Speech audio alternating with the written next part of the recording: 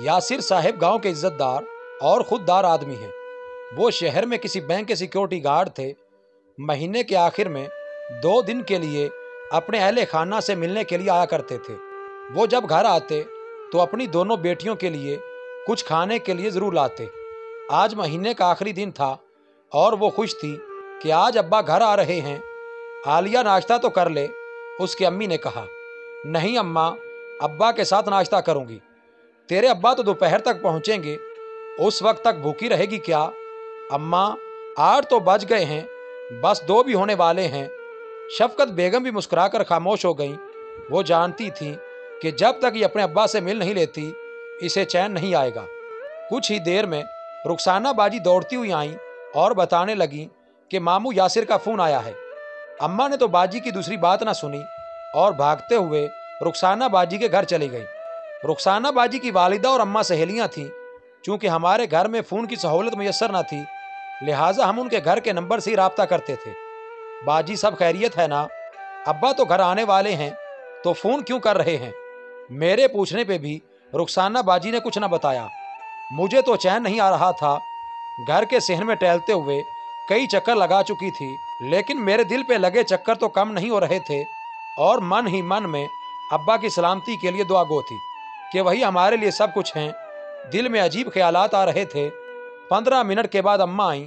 उनकी सांस फूली हुई थी, वो कांप रही थी। मैंने उन्हें पानी पिलाया। कुछ देर बाद कहने लगी कि तेरे अब्बा जिस बैंक में मुलाजिम हैं वहाँ चोरी हो चुकी है। चूंकि तेरे अब्बा सिक्योरिटी गार्ड हैं और पहले शक का शिकार वही हैं, इसलिए पुलिस ने उन्हें हिरासत में ले लिया है। या अल्लाह, बेइख्तियार आलिया के मुंह से निकला। अब वकील से बात की है और वो 15,000 रुपए पेशगी मांग रहा है। अब्बा जो पैसे भेजते थे वो तो घर के खर्च में लग जाते थे और बाकी तो गुड़िया की स्कूल की फीस की नजर हो जाते थे। अम्मा ने भाई गफूर से मदद लेने का सोचा। अम्मा याद है ना पिछली बार क्या हुआ था? अब दोबारा आप इज्जत नफ्स कुचलना चाहती हैं तो क्या करूं? तेरे अब्बा को जेल में जलता हुआ देखूं? तू नहीं जानती, गरीब की जिंदगी की कुल कमाई उसकी इज्जत ही तो होती है। अगर वो ना रहे तो वो तो राख हो जाता है। अम्मा तो फट पड़ी और मेरे पास उन्हें हौसला देने के लिए कोई अल्फाज ना थे। मुझे आज भी याद है कि मेरा 8वीं जमात का नतीजा निकला था और मैंने पूरे जिला में टॉप किया था। गफूर भाई ने बैरून मुल्क जाने के लिए कुछ पैसे मांगे थे और अम्मा ने अपने जेवरात जो उन्होंने अपनी बेटियों के लिए रखे थे उन्हें दे दिए थे और वो फरते जज्बात में रूहान से हो गए। अम्मा ने कहा, तू तो मेरा बेटा है, तेरे काम आए ये बच्चियों के, मेरे लिए तो एक ही बात है। भाई ने हवाई अड्डे के लिए रवानगी से कबल मेरे सर पे हाथ फेरा और मुझे महसूस हुआ कि अब्बा के अलावा भी कोई है जो मुझे उड़ान भरने में मेरी मदद करेगा। आप मुझे पायलट बनवाएंगे ना? अब्बा कहते हैं कि बहुत पैसे लगते हैं। तेरा अब्बा दुबई में काम नहीं करता, आप तो दुबई जा रहे हैं ना? भाई ने मुस्कुराते हुए कहा, हाँ भाई जरूर, जितनी चाहे उड़ान भर लेना। मैं खुशी से चिल्ला उठी। कुछ अरसे के बाद जब अम्मा को फालिज का अटैक आया तो भाई को फोन किया कि अम्मा का इलाज करवाना है, तो उन्होंने साफ इनकार कर दिया कि मैं तो अभी सड़क पे रह रहा हूँ, कोई नौकरी भी नहीं है। तो अब्बा ने उनके हक में दुआ देते हुए फोन बंद कर दिया। भला हो बड़े चौधरी का। जब उन्हें हमारी परेशानी का मालूम हुआ तो अम्मा का इलाज करवाया। हम बहुत खुश थे कि अम्मा वापस आ गई हैं। मैं भागती हुई बाजी रुखसाना के घर गई और भाई को फोन करके बताया कि अम्मा का इलाज हो गया है, अब वो ठीक हैं। तो वो कहने लगे, चच्ची पे तो जान भी कुर्बान है, मगर मेरी माली हालत दुरुस्त नहीं थी। शुक्र है अल्लाह का कि अब वो सेहतयाब हैं। मैं चौधरी साहब के पैसे जल्द ही लौटा दूंगा। भाई की आवाज से शर्मिंदगी झलक रही थी। मैं बोझल कदमों से घर पहुंची तो मासी शमीम आई हुई थी और वो बता रही थी कि 2,50,000 की जमीन भाई ने खरीदी है। और मेरे कानों में भाई की कामती आवाज गूंजने लगी कि माली हालात तंग हैं, परेशान हूँ, सोच रहा हूँ वापस आ जाऊं। इंसान इतना नाशुक्रा कैसे हो सकता है? अगर मदद नहीं करनी थी तो बता देते, मेरे ख्वाब भी टूट चुके थे। मगर इससे ज्यादा दुख भाई के झूठ से हुआ था। अब तो कुछ बाकी नहीं था। अम्मा ने अब्बा के लिए भाई को एक बार फिर मदद के लिए पुकारा। भाई ने वही अल्फाज दोहराए। अम्मा को लगता था कि जरूरत पड़ने पे अपने खुद धूप में और अपनों को छांव फराहम करते हैं, मगर ये उनका फलसफा था। लोग जज्बात को सिर्फ अपनी जरूरत के लिए इस्तेमाल करते हैं। अब आखिरी सहारा बड़े चौधरी थे। बड़े चौधरी ने इस बार भी हमारी मदद की थी और तकरीबन 6 माह बाद अब्बा बरी जिम्मा हो गए। हम सब बड़े साहब के मशकूर थे।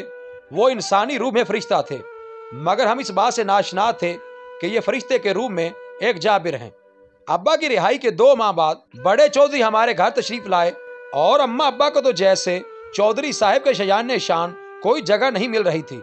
चाय के दौर के बाद बड़े चौधरी ने कहना शुरू किया, आप तो जानते हैं कि मैं अपने बेटे के लिए रिश्ता तलाश कर रहा हूँ और वैसे भी मेरे आप पे बहुत एहसानात हैं।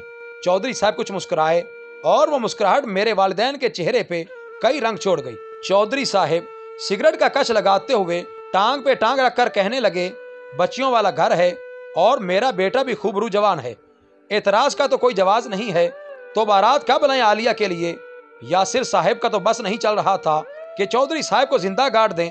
यकदम खड़े हुए, क्या बकवास कर रहे हो, 40 साल का बददिमाग बूढ़ा है वो और तुम उसे जवान कहते हो, अभी इसी वक्त निकल जाओ यहाँ से। अब्बा का जिस्म गुस्से से कांपने लगा, लेकिन आवाज में रोब बदस्तूर था। चौधरी साहब खड़े हुए और तंजिया कहने लगे, इज्जत से रिश्ता मांगने आया हूँ, वरना इसे बांदी बना के ले जा भी सकता हूँ। वो दौलत के घमंड में अकड़ता हुआ बाहर चला गया, कोई दूसरा रास्ता नहीं था।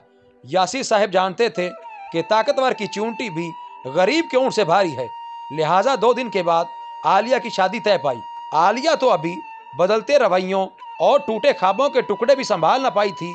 इसे यह समझना था कि गरीब सिर्फ ख्वाब बना सकता है, इसकी तामील उसके लिए मुमकिन नहीं है। भूख, जरूरियात और गुर्बत जैसे गुंडे इसे लूटने के लिए हर लम्हा तैयार रहते हैं। वो दुल्हन बनी बैठी थी।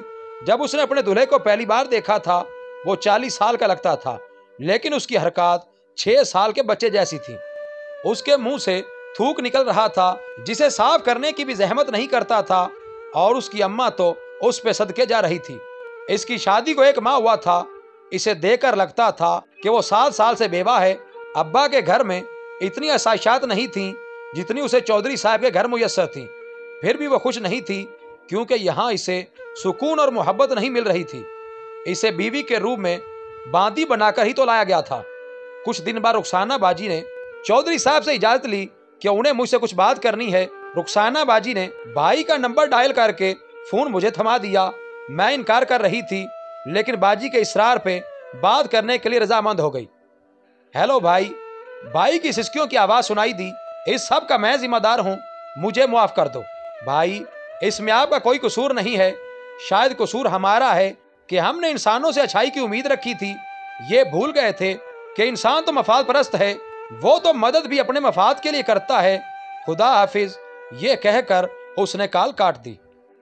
मजीद अच्छी वीडियोस के लिए चैनल को सब्सक्राइब करें, बेल आइकन ज़रूर दबाएं ताकि हमारी हर आने वाली नई वीडियो की अपडेट आपको सबसे पहले मिल सके।